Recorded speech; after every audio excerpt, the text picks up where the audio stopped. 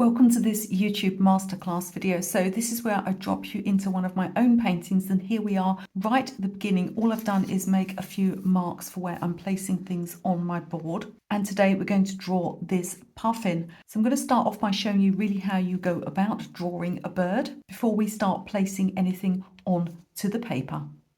So drawing a bird or any animal really comes down to getting an idea of the basic shape. And birds are very often sort of teardrop shaped. They have strong teardrop shapes, and we can see this here in the bird's head. And puffins are amazing because their head is almost as big as their body. And we can see, if we look at the height of this puffin, and see how much room it takes up. So if we think about, I'm just sketching on a piece of scrap card here, and if we think about how we can use that idea of a teardrop and then perhaps a larger teardrop, and we start to see how we can get the shape for our bird. Another thing we can use is an angle. So I can take an angle through the beak of the bird. We've got this really useful little mark here where the white markings end. So we can sort of come through here and look at this, and this is also going to help me to get things in the right place. Now on my paper, I've already put a mark for where I want the right hand side of the bird to be and a mark for where I want the left hand side of the bird to be. So now I get to start coming down here. We've also got this diagonal that we put in for the breast of the bird and a center point to align it with the center point of the photograph. And so I can start to come up like this, and using that idea of it's kind of a teardrop shape, it's a little flatter along the top here, I can start to get an idea for where the body of the bird will be. Let's look at the angle of the beak and how it intersects across the body here. So I'm going to line this photograph up with the edge of my paper so that I can bring this across and get a rough idea of the angle of the head. Now we'll start looking at putting that other teardrop shape in. I've got a mark here for where the bird's head comes up to. You see, we're not putting any detail in at this point. We're just trying to get shapes and to get them in the right place. I'm going to take this up for the white marking and then come a little lower for the neck. It's a very simple starting place, but I'm happy with it so far.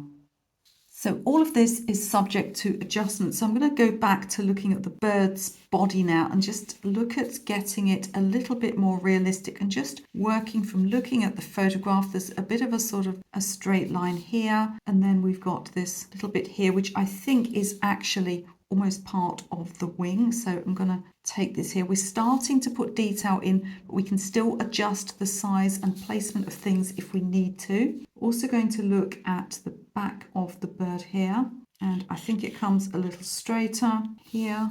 And then we've got these little bits of wing and tail that come up. I'm going to work on the outside shape and the markings of the body a little more.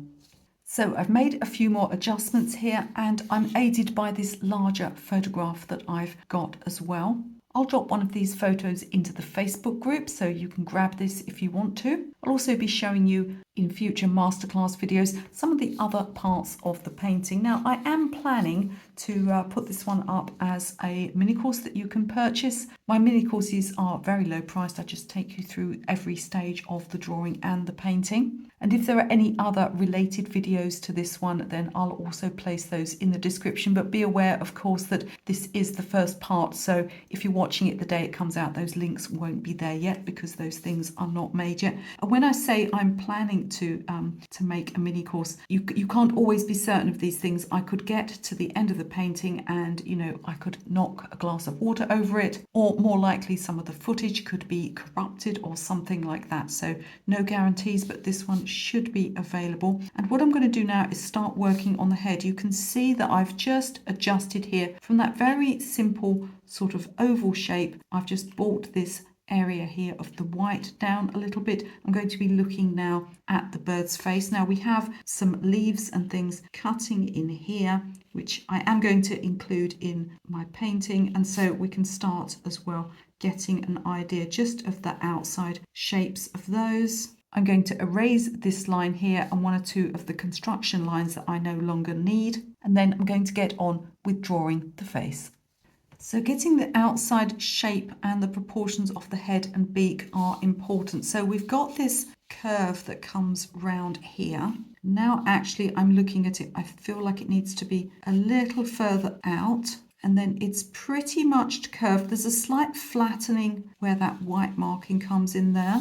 We can adjust that later. And then I'm coming round like this. And then again, there's a slight curving down. And the beak is actually smaller in proportion to the head. Now, the thing with birds is they're all over the place. You can find one where the beak is, a 20th of the size of the head, where it's tiny. I painted a toucan the other year and the beak was as large, if not larger, than the bird itself. How those creatures, walk around without falling over is just beyond me. Maybe the beak is quite light. So I'm looking now, I've got this kind of crease here. Puffins have this really sort of strong idea of a cheek. They're very chubby little birds, so getting this idea here. The hardest thing with a bird is always placing the eye. There's never much reference for it. We do have some slight reference here in that it sort of lines up just below that area where the white marking ends, and I'm going to come up here and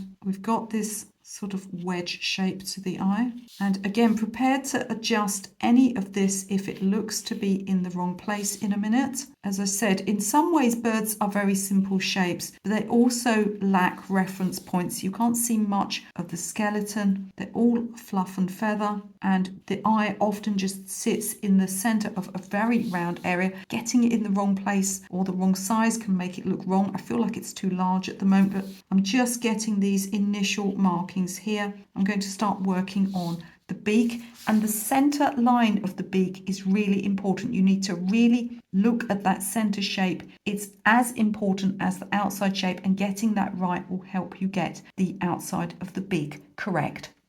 So starting to get somewhere now with this beak. See how the top of it curves right the way down, and then the bottom part is much smaller, and concentrating on that outside shape. All of these shapes here, it's important to look at each shape separately and see what it really does. I think this one actually comes a little higher before it turns round. When you're adjusting a line, you want to leave the wrong line there first and erase it afterwards. Otherwise, if you erase a wrong line and then you're just starting from blank paper, you don't really have any better chance of getting it right second time around. It's much better to look at it and think, oh well, it's there and it needs to be lower, than just erase it and try to start from nothing. Now I'm looking, I feel like this eye is too low and possibly too forward. It needs to be higher and smaller. I'm going to work on the markings next to see if we can get those in the right place. And sometimes looking at negative shapes, in other words, looking at these markings, then makes you realize that perhaps there's something else that you've drawn a little bit wrong, and you can just start adjusting those areas. I'm going to continue working on the overall shape and getting this little yellow part here.